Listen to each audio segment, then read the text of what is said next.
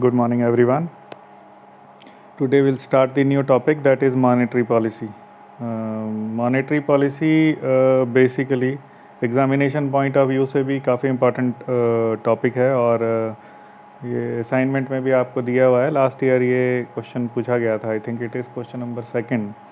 So monetary policy basically it is there are two words in it. Monetary policy, policy हमें पता है नीतियाँ, और monetary means it relates to money. When I talk about money, it covers all types of money, which is in circulation in the economy. So generally जो monetary policy as far as India is concerned, it is formulated by Reserve Bank of India, which is the central bank of India. So it is the process by which monetary authority of country generally central bank ही होता है, और हमारा central bank है, that is Reserve Bank of India.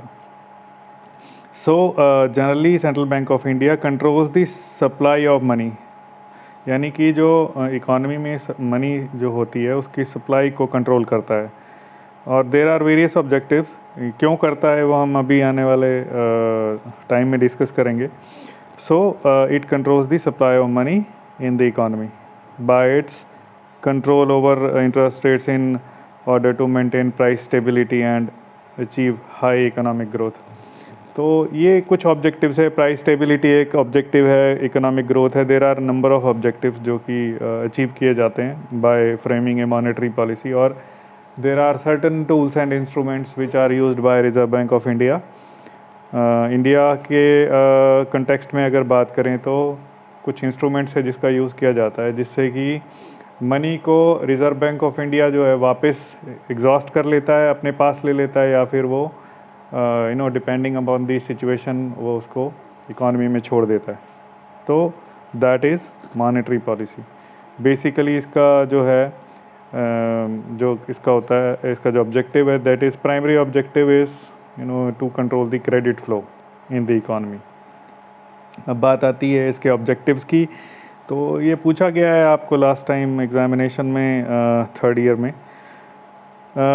Objectives इसके कई हैं, slide में 3-4 शो किए हैं, but I will explain the additional objectives also. So in India the central monetary authority is Reserve Bank of India. Monetary policy is designed to maintain the following objectives. Apart from these 4 objectives, there are many objectives. I'll try to cover those all. पहला है full employment. Full employment की जहाँ तक बात होती है, its objective monetary policy, the objective of monetary policy is to attain the objective of full employment. Full employment का मतलब those people who are willing to work and they want to work and they want to get money in return. So opportunity should be provided to them. How this is done? Monetary policy क्या करता है? They provide loans to the you may say startups, to the people who want to start their own enterprise.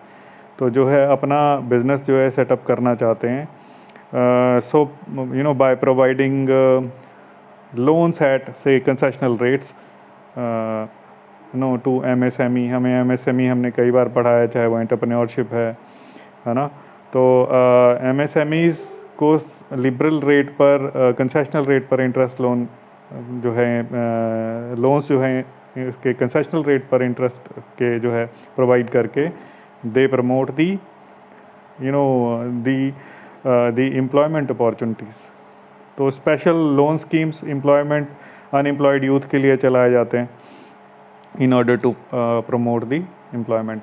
Hair when we talk about full employment we generally talk about the direct as well as indirect employment. तो entrepreneurship में अगर कोई व्यक्ति start करता है new entrepreneurs या new enterprise को establish करता है और सक्सेसफुली उसको रन करता है, then the person becomes able to provide employment opportunity to others also by giving them direct and indirect employment.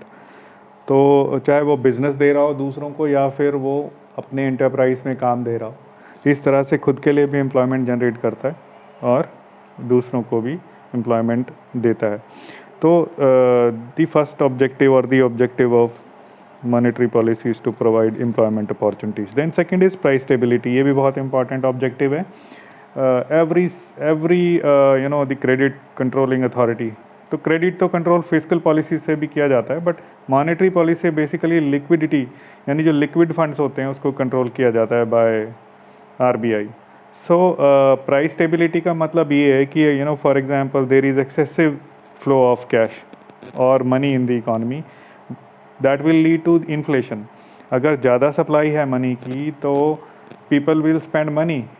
हमें पता है रिसोर्सेज स्केर्स हैं, तो उस केस में रिसोर्सेज या संसाधन जब कम हैं और डिमांड ज़्यादा बढ़ेगी then the price will rise. तो उस केस में इन्फ्लेशन जो है हो जाता है। मुद्रास्फीति होती है, उसको कंट्रोल करने के लिए generally the supply of money is controlled, that is exhausted.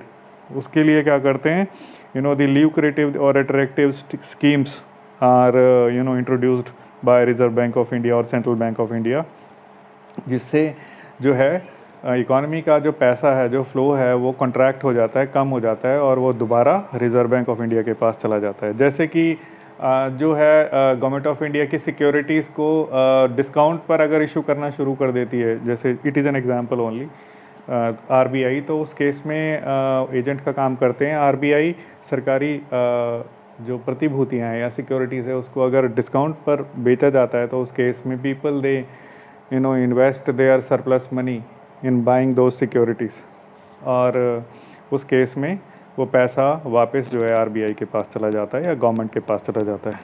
सो जो उसकी बाइंग पावर होती है लोगों की वो रिड्यूस हो जाती है। Then next is economic growth.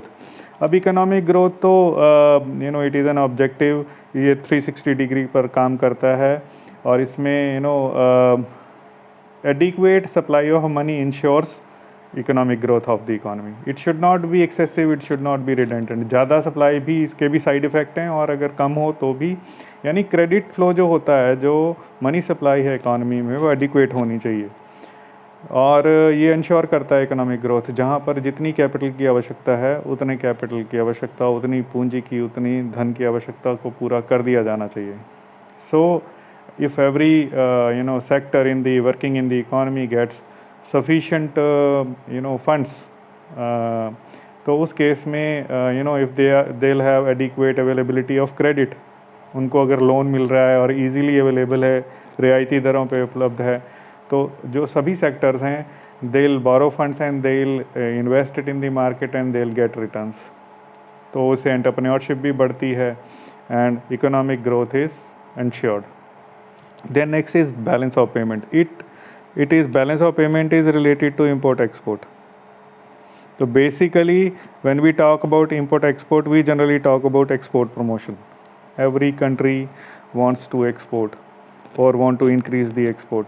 तो उसमें निर्यातों को बढ़ाना चाहते हैं। उस केस में जो फाइनेंशियल फैसिलिटीज़ है, credit facilities, that is extended to the exporters at liberal rate और एट कंसेशनल रेट, उसको जो है कंसेशनल लोन्स दिए जाते हैं एक्सपोर्टर्स को, so that export is encouraged, और जो एक्सपोर्ट इंडस्ट्री है वो राइज कर जाए, जिससे कि बैलेंस ऑफ पेमेंट वो सुधर जाए, वो पॉजिटिव रहे। बैलेंस ऑफ पेमेंट तभी सुधरा रहेगा, तभी ये पॉजिटिव रहेगा when the export, the value of exported goods will be more than the value of the imported goods. यानी कि जो नेट पेमेंट है वो मिलनी चाहिए कंट्री को, वो दी नहीं जानी चाहिए। अगर आप इंपोर्ट 2 करोड़ के गुड्स को कर रहे हैं और 1 करोड़ जो है एक्सपोर्ट कर रहे हैं, आपको 1 करोड़ सरप्लस देना पड़ेगा, पेमेंट करनी पड़ेगी, and that shows negative balance of payment. So these are 4 objectives, and apart from these 4 objectives, the next objective, that is to regulate money supply. ये बहुत important, to regulate money supply. तो क्या करता है जो central bank है, अगर देखता है if the flow of money is excessive in the economy, तो अगर क्रेडिट ज़्यादा है, क्रेडिट फ्लो ज़्यादा है, यानी कि बहुत ज़्यादा पैसा अगर फ्लोट कर रहा है इकॉनमी में, दे कॉन्ट्रैक्ट इट, इसको वो कॉन्ट्रैक्ट करते हैं बाय यूजिंग वेरियस टूल्स। और अगर ये क्रेडिट फ्लो कम है, तो उस केस में they go for expansion policy, credit expansion. उस केस में वो आसानी से लोन प्रोवाइड करते हैं so that adequate amount of money that floats in और that is available in the economy. तो ये भी एक ऑब्जेक्टिव है इसका, that is the fifth objective. Then next is to promote saving and investment, that is the next objective, to promote saving and investment. अब आज की बात हम करें, there are very the rate of interest that we get on saving accounts, on current accounts, it is very negligible. तो यहाँ पर government चाहती है कि आपकी सेविंग्स को डिस्करेज कर रही है, तो उस केस में they want to that the people should expend, वो खर्च करें पैसा इकॉनमी में।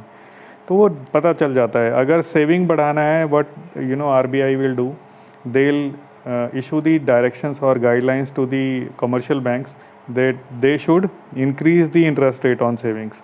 जब सेविंग्स को बढ़ाना है तो उसके इंटरेस्ट रेट को बढ़ा दिया जाएगा बैंकों के द्वारा, people will be encourage to save money. और दूसरी तरफ क्रेडिट जो लोन्स की जो फैसिलिटी है, वो उस पर इंटरेस्ट ऑन लोन को भी बढ़ा दिया जाता है। ये सेविंग पे इंटरेस्ट बढ़ेगा तो लोन्स पे भी ऑटोमेटिकली जो है इंटरेस्ट रेट बढ़ जाता है। ऐसे ही जब सेविंग बढ़ेंगे तो investment will also increase. And how investment will be increase if the liberal loan और the concessional loans will be provided to the entrepreneurs or to the people who are willing to start their own enterprise. They will get easy loans and they will be able to invest, and this is how the investment will increase. Then next objective, that is to control business cycle, to control business cycle। अभी business cycle की बात करें तो basically boom period होता है, recession होता है। ये बूम पीरियड तेज़ी का समय है, तेज़ी का समय। यहाँ पर जो है बिज़नेस एक्टिविटीज़ है काफ़ी इंक्रीज्ड रेट पे होती हैं, यानी बाइंग सेलिंग बहुत तेज़ी से होती है। रिसेशन में हमें पता है बाइंग सेलिंग बहुत नीचे गिर जाती है, ना के बराबर होती है। इसको डिप्रेशन भी बोला जाता है। तो बूम पीरियड का मतलब है definitely the supply of money is more. तो बिज़नेस साइकिल है, हम बोलते हैं इस तरह से चलता है। ये बूम पीरियड को दिखाएगा और ये डिप्रेशन को दिखाएगा, कहीं यहाँ पे होना चाहिए, लेकिन ये साइकिल चलता है। ये बूम आएगा तो रिसेशन भी आएगा, ये साइकिल होता है। 6 to 8 ईयर्स, 10 ईयर्स के बाद ये रिपीट होता है। सो उस केस में अगर यहाँ की बात करें तो RBI क्या करता है, they start extracting the money. वो मनी जो है अपनी तरफ खींचना शुरू कर देते हैं। और यहाँ डिप्रेशन में लोगों के पास इकॉनमी में पैसा कम होता है, then they start pouring the money in the economy. वो इजी लोन्स प्रोवाइड करना शुरू करते हैं थ्रू द डायरेक्शंस और थ्रू वेरियस इंस्ट्रूमेंट्स। वो क्या इंस्ट्रूमेंट्स हैं हम आने वाले लेक्चर्स में पढ़ेंगे। तो that is also one of the objective. Then next is to achieve stability in the external value of rupee, to achieve the stability in external value of rupee। external value कह लो, exchange value कह लो of rupee, है ना। हम generally देखते हैं तो exchange rate ही देखते हैं कि for example if $1 is equal to say 68 rupees now these days, or it is more than 70, I think it is 74 rupees। ये बढ़ता घटता रहता है। तो whatever is the exchange rate, the government or the Reserve Bank of India or the government through Reserve Bank of India, they control it। तो वो क्या करेंगे, एक्चुअली ये क्या है, it is the result of the free trade off money in the international market. तो अगर आपको स्केयरसिटी करनी है, मान लो इसको बढ़ाना है और आपने डॉलर के रेट को बढ़ाना है, what you will do, you will pour more international money in the market. तो वो क्या करेगी, RBI बेचना शुरू कर देती है इंटरनेशनल करेंसी को। तो वहाँ सप्लाई जो है काफ़ी हो जाती है, उस केस में इजीली अवेलेबल हो जाता है इंटरनेशनल करेंसी। तो वहाँ पर जो है ये रुपीस में इजीली अवेलेबल हो जाता है, तो डॉलर की कीमत घटेगी। यानी कि अभी अगर 74 रुपये का मिल रहा है तो वो कम पैसे पे करने पड़ेंगे उसको $1 को ख़रीदने के लिए, और वाइस वर्सा। अगर ऐसी सिचुएशन है दैट दी, लेकिन इसमें इंपोर्ट एक्सपोर्ट का भी वो रिफ्लेक्शन आता है, वो देखा जाता है उसमें। जब रुपया कमज़ोर होता है एक्सपोर्टर को उसका बेनिफिट होता है, वो किसी और दिन डिस्कस करेंगे कैसे होता है। फ़िलहाल आप ये समझें। और अगर वाइस वर्सा चलना है, आपने the government wants to for example that there should be increase in the dollar, यानी कि रुपया कमज़ोर करना चाहते हैं जिससे कि एक्सपोर्टर्स को फ़ायदा मिले, तो उस केस में क्या करती है government, they will start buying the Indian the foreign currency from the market. फिर स्केर्सिटी पैदा हो जाती है उस केस में, और स्केर्सिटी जब भी किसी चीज़ की होगी दी प्राइस विल राइज, तो उसके लिए ज़्यादा पे करना पड़ेगा। So these are few objectives that we have discussed today. ये आने वाले लेक्चर में hopefully tomorrow I'll post the lectures where I'll explain the remaining objectives of monetary policy. So thank you.